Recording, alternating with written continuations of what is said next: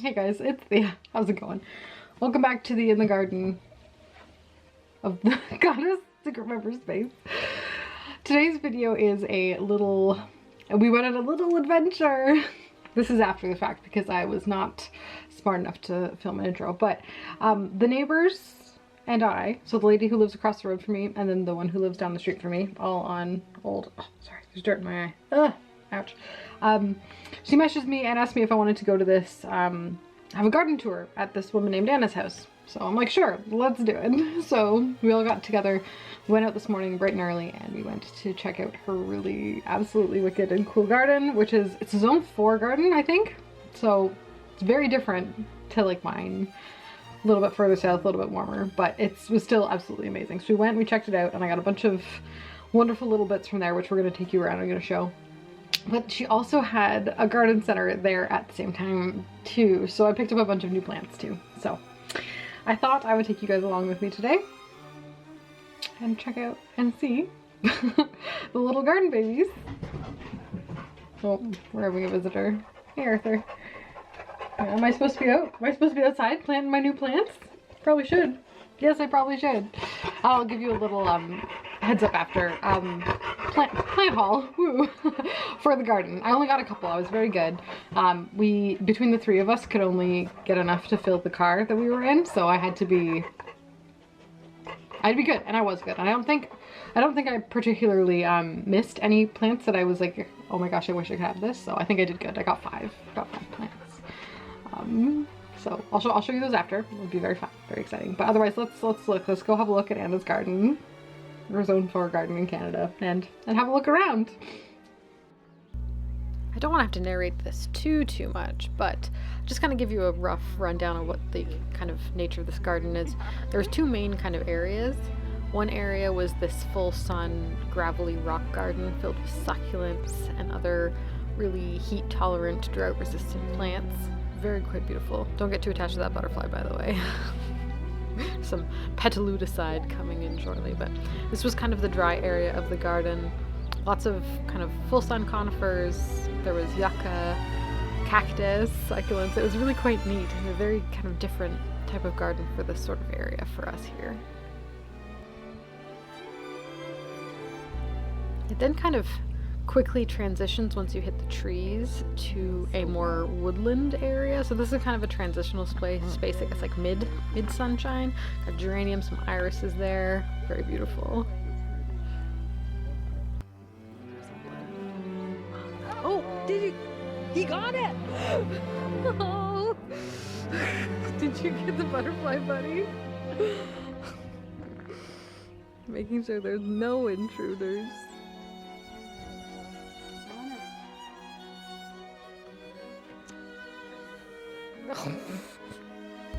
That was one of Anna's dogs. He followed us around most of the way. This cute vine is actually a pair of kiwi plants, and all of these flowers are the discarded buds from the male kiwi. So this one here is the male. There's a female growing on the other side of the arbor, and it was really magical to be in there. And I love that we can grow kiwis here. It just doesn't seem like a fruit that makes sense to grow here, but it definitely does.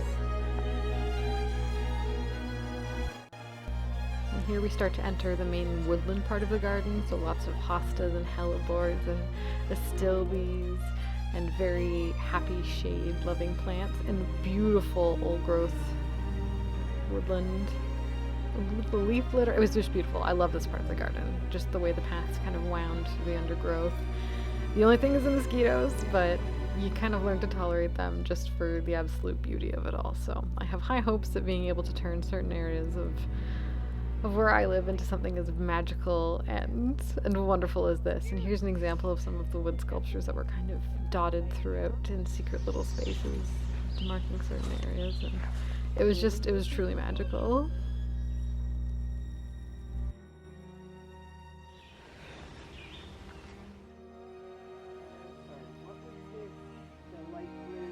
Oh, Brennera. Yeah, or yeah. And you'll be surprised when you go to third. Oh, look at this one. It's like so human-like or animal. It's like a dinosaur foot. Yeah, yeah.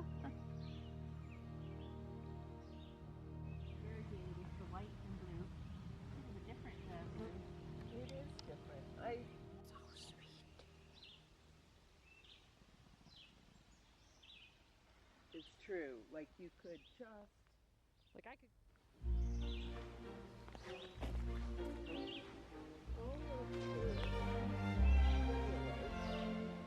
So I'm determined to get back to it this week.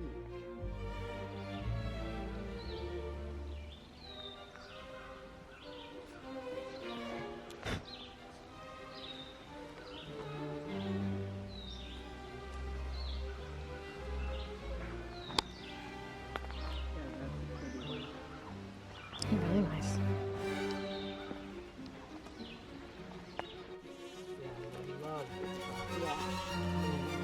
Yeah, when I get my, after this season of wildflowers, I'm going to try to get some really hardy native roses, because you can't go wrong with the miniature ones.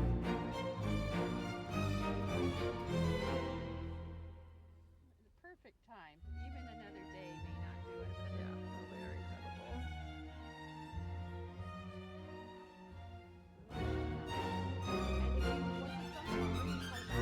It'll send us another round.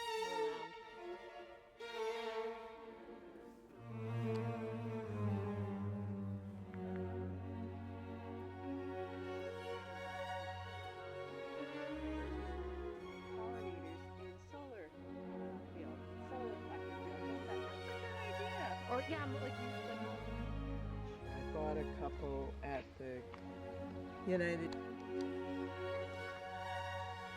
Hey, little fella. What you doing? You're warming yourself on that nice hot plastic. Yep. Bye.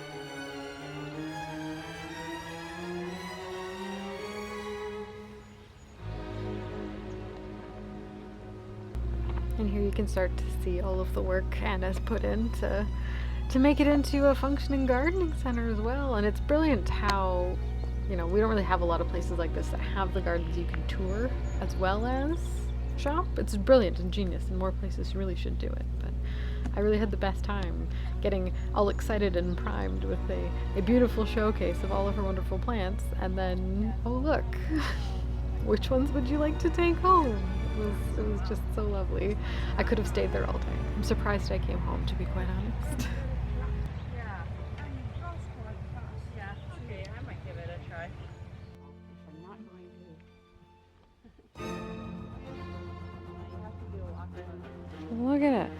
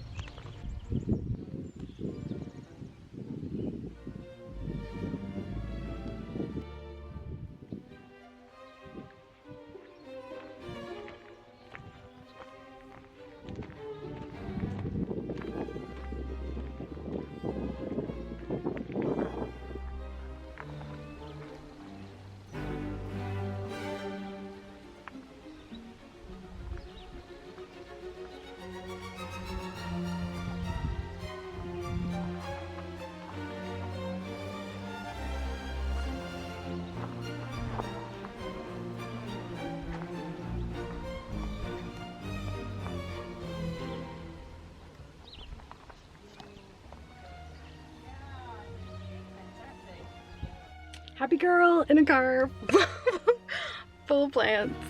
We did good. These ones are mine. What did I get?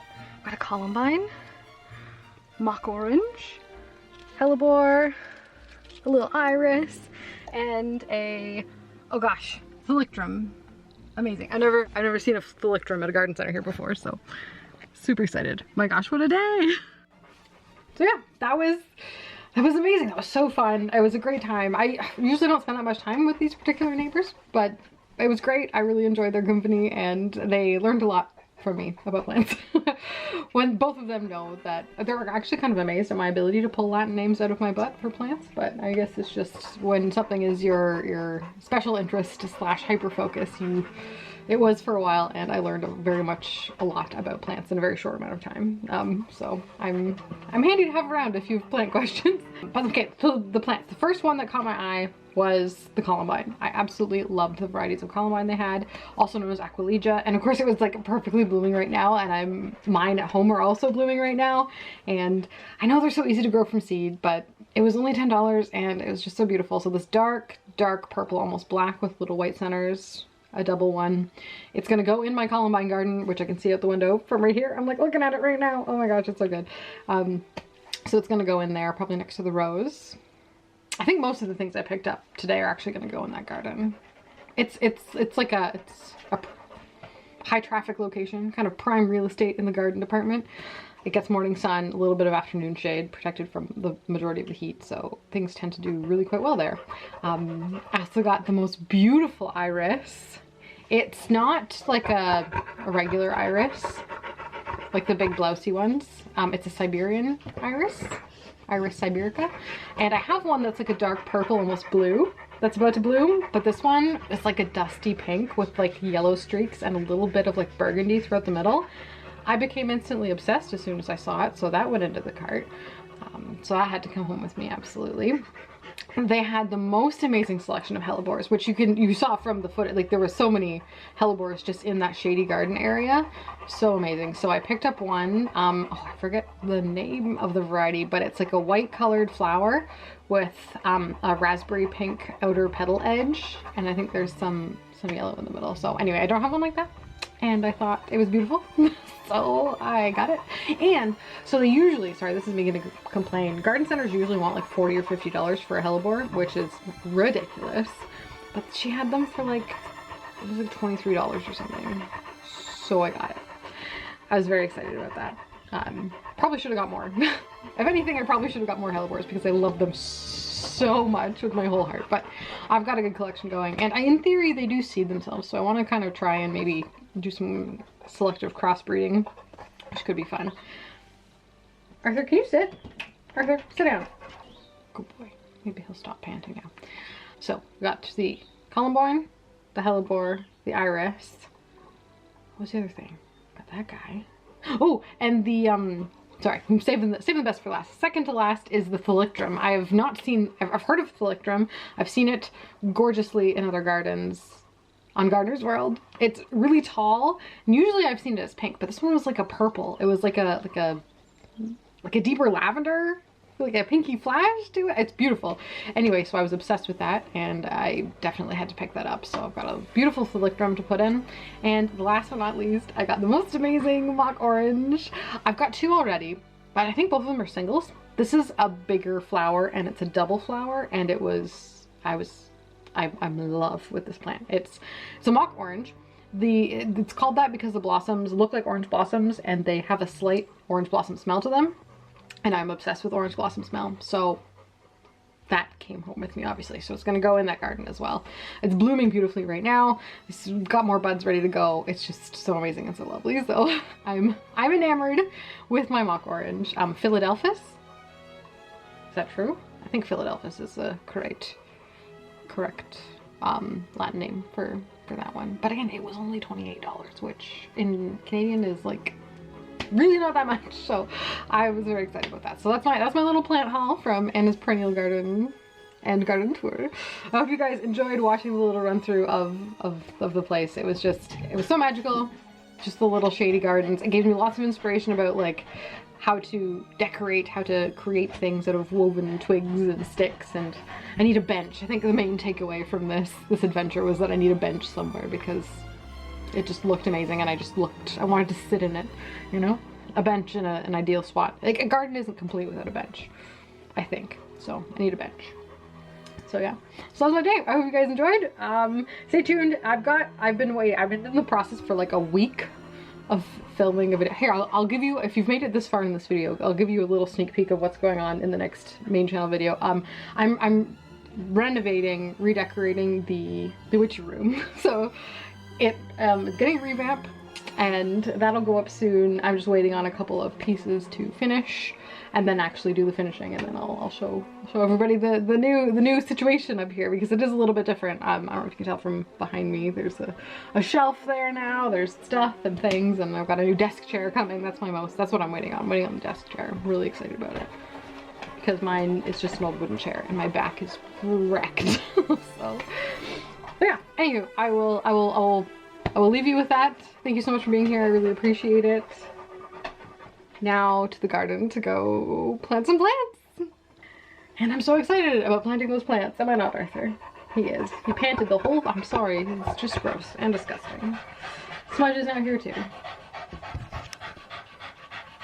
We were just out for a run, that's why. But anywho, thank you so much for being here, guys. Really appreciate it. It means the world.